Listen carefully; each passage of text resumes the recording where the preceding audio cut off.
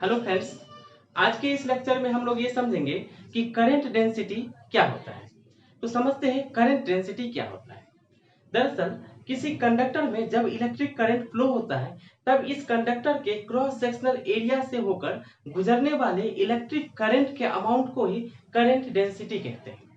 दरअसल हम अभी तक डेंसिटी के बारे में ये जानते हैं कि मास पर यूनिट वॉल्यूम डेंसिटी होता है, लेकिन कभी कभी डेंसिटी को हम लोग एरिया के टर्म पर भी लेते हैं। फॉर एग्जांपल जैसे कि समझते हैं पॉपुलेशन डेंसिटी। जब मैं पॉपुलेशन डेंसिटी कहता हूं तो इसका मतलब ये नहीं होता है कि पर यूनिट वॉल्यूम निकाल रहा हूं। इसका मतलब ये हो रहा है कि एक यूनिट एरिया में पूरा पॉपुलेशन कितना है, इसी टर्म को बोला जाता है पॉपुलेशन डेंसिटी। सेम उसी तरीके से हम ये अगर मैं ये बोलता हूं कि करंट डेंसिटी, तो करंट डेंसिटी का मतलब होता है कि किसी कंडक्टर के एक यूनिट क्रॉस सेक्शनल एरिया के परपेंडिकुलर क्रॉस होकर गुजरने वाले इलेक्ट्रिक करंट के अमाउंट को ही हम कहेंगे करंट डेंसिटी। तो करंट डेंसिटी हमारा आज का चैप्टर है। Current density, current density. दरअसल करंट डेंसिटी क्या होता है? It is the amount of electric current which is normally passes through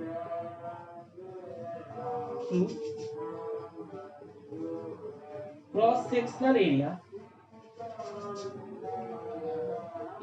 of the conductor। Current density equal to होता है current density equal to electric current per unit area. और इसे generally हम density जे से indicate करते हैं, और ये आई और ये area. Current density vector quantity होता है। करंट डेंसिटी वेक्टर क्वांटिटी होता है, जबकि इलेक्ट्रिक करंट स्केलर क्वांटिटी होता है।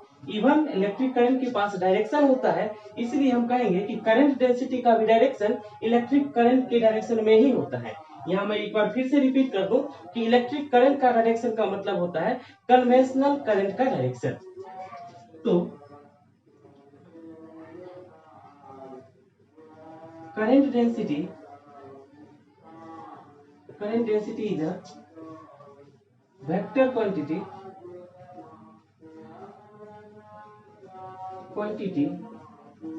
and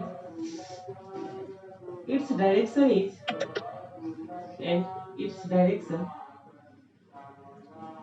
is in the direction of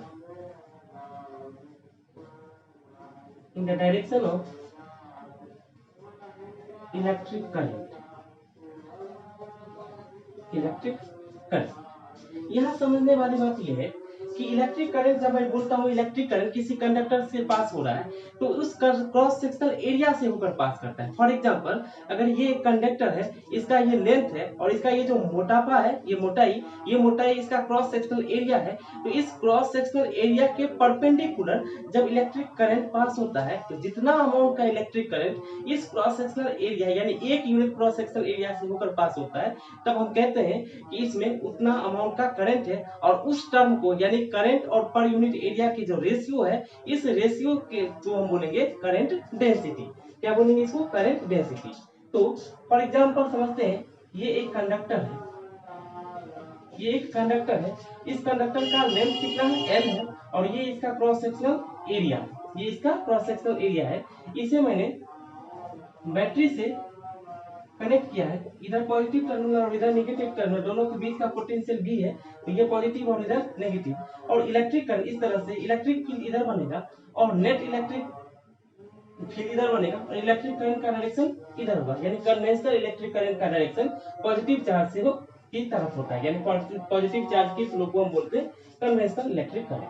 okay, तो यहाँ देखते हैं कि अगर सपोज करिए ये क्रॉस सेक्शनल एरिया है, इस क्रॉस सेक्शनल एरिया से अगर आई करंट क्रॉस हो रहा है तो मुझे बताइए ये एक कंडक्टर इस तरीके से और ये इसका क्या है क्रॉस सेक्शनल एरिया, इस क्रॉस सेक्शनल के एरिया के परपेंडिकुलर क्या है इलेक्ट्रिक परपेंडिकुलर इलेक्ट्रिक करंट है।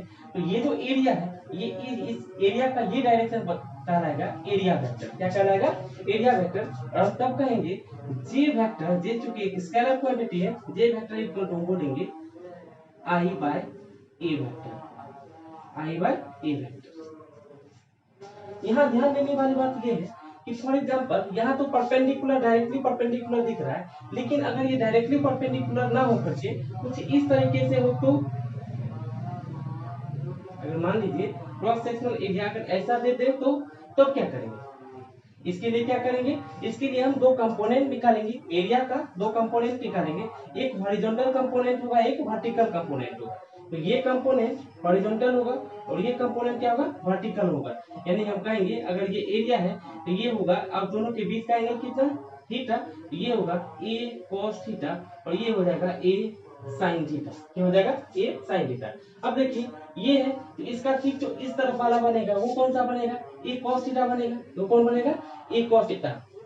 मैं ये बताने की कोशिश कर रहा हूँ ये इस लेंथ का एक कंडक्टर है, ये इसका क्रॉस सेक्शनल एरिया, लेकिन अगर ये क्रॉस सेक्शनल एरिया डायरेक्ट पूरी तरह से परपेंडिकुलर ना होकर कैसा हो ऐसा हो जाए, इस तरह से अगर हो जाए तो हम क्या करेंगे इसका परपेंडिकुलर लेंगे। इसका परपेंडिकुलर लेने के लिए क्या करेंगे एक ये करेंगे और दूसरा ये करेंगे।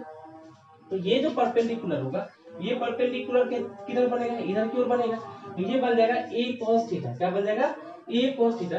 तो हम कहेंगे j vector equal to i by a cos theta. कौन सा वाला लेंगे a cos थीटा वाला लेंगे, a cos थीटा वाला लेंगे। और इस डायरेक्शन में इसका जो वेक्टर आएगा एरिया वेक्टर वो भी आएगा a vector cos theta, a vector cos theta. और हम लिखेंगे a वेक्टर cos थीटा। इस तरह से हम लिखेंगे I equal to J vector A vector A cos theta. और इसी को हम एक टर्म आगे बढ़कर बोलेंगे I equal to J vector dot A vector, I equal to J vector dot A vector. This is the scalar product, this is the scalar product. इसीलिए current चूंकि क्या होता है स्केलर होता है, इसलिए करंट को हम कहेंगे scalar product of current density and area vector. यहां से आगे बढ़ते हुए हम इसके यूनिट को फाइंड आउट करेंगे।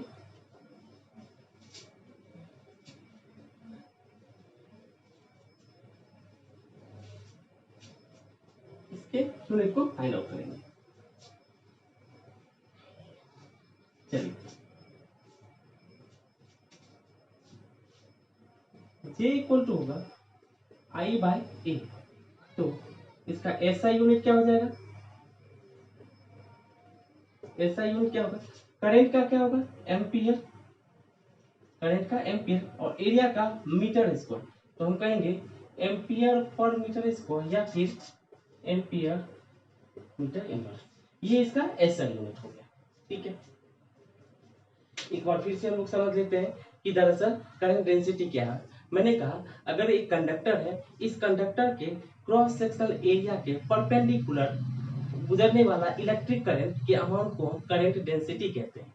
जैसे पॉपुलेशन डेंसिटी होता है और पॉपुलेशन डेंसिटी ये बताता है कि 1 किलोमीटर एरिया में, 1 किलोमीटर एरिया में कितने पीपल रहते हैं, उसी को बोलेंगे पॉपुलेशन डेंसिटी। सिमिलरली उसी तरीके से अगर करंट डेंसिटी हम बोल रहे हैं तो 1 यूनिट एरिया से होकर गुजरने वाला इलेक्ट्रिक करंट के अमाउंट को हम बोलेंगे करंट डेंसिटी। अब हम कैसे कहेंगे कि 1 यूनिट एरिया, फॉर एग्जांपल मान लीजिए मैं एक कंपेयर दिखाने की कोशिश कर रहा हूं। अपने पास एक कंडक्टर ये है और एक कंडक्टर ये है, इससे इसमें आई करंट पास हो रहा है और इसमें भी आई करंट पास हो रहा है। इसका क्रॉस सेक्शनल एरिया A1 है और इसका क्रॉस सेक्शनल एरिया A2 है, जहां A2 is greater than A1 है, A2 is greater than A1 है। मुझे बताइए अब देखिए दोनों का एरिया, ये एरिया बड़ा है और ये एरिया छोटा है। अगर मैं ये कहूं कि इलेक्ट्रॉन करंट डेंसिटी किसका ज्यादा है तो क्या होगा current density J equal to क्या होता है I बाय A। मुझे बताइए सेम अमाउंट का करंट दोनों में पास हो रहा है, सेम अमाउंट का करंट दोनों में पास हो रहा है। फॉर एग्जांपल के लिए समझ लेते हैं, ये एरिया क्या है, 2 मीटर, सॉरी 2 मिलीमीटर स्क्वायर, ठीक है, 2 मिलीमीटर स्क्वायर, और इसका एरिया समझता हूँ 5 मिलीमीटर स्क्वायर, 5 मिलीमीटर स्क्वायर। तो मुझे बताइए यहाँ पर करंट डेंसिटी आई मान लेते हैं 2 एम्पियर, और यहाँ भी मान लेते हैं 2 एम्पियर, ठीक है। तो आई कितना हो गया, 2 एम्पियर बाय एरिया कितना है, 2, एरिया कितना है, 2। तो टोटल यानी ये मीटर स्क्वायर, यानी 1 एम्पियर पर मीटर स्क्वायर, यानी करंट डेंसिटी कितना है, 1 ampere per metre square. Similarly इस कंडक्टर के लिए करंट डेंसिटी निकालने की कोशिश करते हैं, I by A equal to, यहाँ करंट कितना है, करंट 2 एम्पियर फ्लो हो रहा है, लेकिन यहाँ क्रॉस सेक्शनल एरिया कितना है, 5, कितना है, 5 एम्पियर पर मीटर स्क्वायर। तो यहाँ बताइए मुझे कितना हो जाएगा, यहाँ लगभग लगभग 0.4 एम्पियर पर मीटर स्क्वायर। अब देखिए इसके एक यूनिट में, अब मैं इसको दोनों का कंपेयर कर रहा हूँ, इसका current density 1 ampere per metre square है, और इसका current density 0.4 ampere per metre square है। मतलब अगर मैं ये कहूँ कि अगर दोनों का सेम रहता, तब कितना होता, 1 एम्पियर पर मीटर स्क्वायर, लेकिन इसका ज्यादा है, इसलिए इसका एरिया ज्यादा हो गया, इसलिए इसकी करंट डेंसिटी कम हो गई। उम्मीद है कि मैं आपको सिर्फ इस बात को समझाने में सफल रहा हूँगा कि इलेक्ट्रिक करंट क्या होता है। नेक्स्ट लेक्चर हम लोग ये देखेंगे कि रिलेशन क्या होता है इलेक्ट्रिक करंट या, और उसे भी अभी ही कर लेते हैं, relation between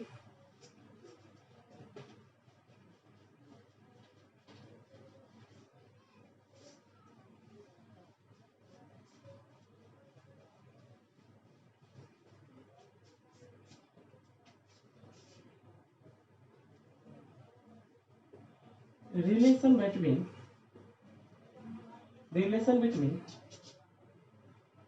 electric field, current, conductivity sigma, resistivity rho and current density g, इनके बीच का रिलेशन भी हम लोग अभी फाइंड आउट कर लेते हैं। मान लीजिए अपने पास एक कंडक्टर है, इस कंडक्टर का लेंथ L है और क्रॉस सेक्शनल एरिया A है। इस कंडक्टर का जो रेजिस्टिविटी है वो कितना है, रो है, और कंडक्टिविटी कितना है, सिग्मा। ऐसा होने से इसका जो डेंसिटी होगा, करंट डेंसिटी, वो क्या है, J। ओके, जहां L क्या है, लेंथ ऑफ कंडक्टर, A क्या है, cross sectional area of conductor, rho क्या है, रेजिस्टिविटी ऑफ मटेरियल, जिस मटेरियल का ये कंडक्टर बना हुआ है उस मटेरियल की रेजिस्टिविटी रो है, और ये सिग्मा क्या है, कंडक्टिविटी ऑफ गिवन मटेरियल, जिस मटेरियल का ये बना है उस मटेरियल का कंडक्टिविटी सिग्मा है, उसका ये सिग्मा, और जे क्या है, करंट डेंसिटी।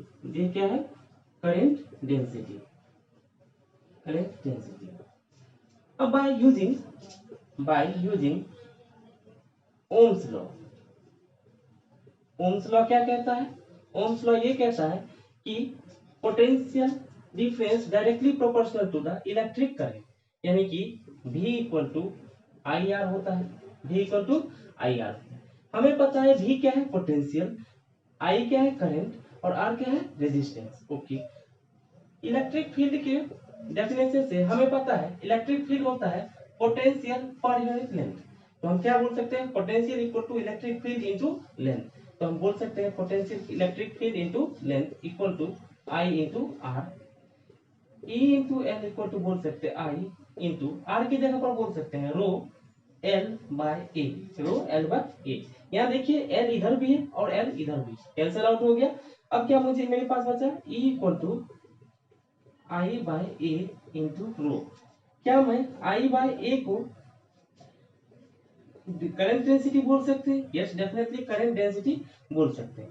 यहाँ से एक रिलेशन फाइंड आउट हुआ, ये किनके बीच का रिलेशन बता रहा है, ये इलेक्ट्रिक फील्ड और ये क्या है रेजिस्टिविटी, ये करंट डेंसिटी और ये इलेक्ट्रिक फील्ड।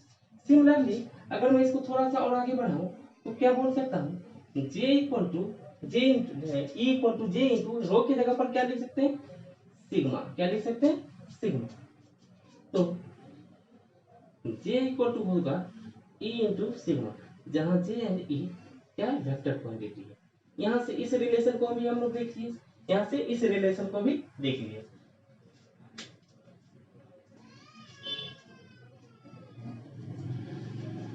तो आज के वर्क के लिए मैं इतना ही रखता हूँ। नेक्स्ट हम लोग नेक्स्ट लेक्चर में देखेंगे नेक्स्ट चैप्टर, जहाँ से हम लोग देखेंगे कि रेजिस्टेंस का कॉम्बिनेशन वगैरह हम लोग किस तरह से करेंगे, कैसे हम सीरीज में करेंगे, कैसे हम पैरेलल में करेंगे, कैसे हम मिक्स में करेंगे, और फिर उस पर बेस्ड कुछ एप्लीकेशंस भी देखने वाले हैं।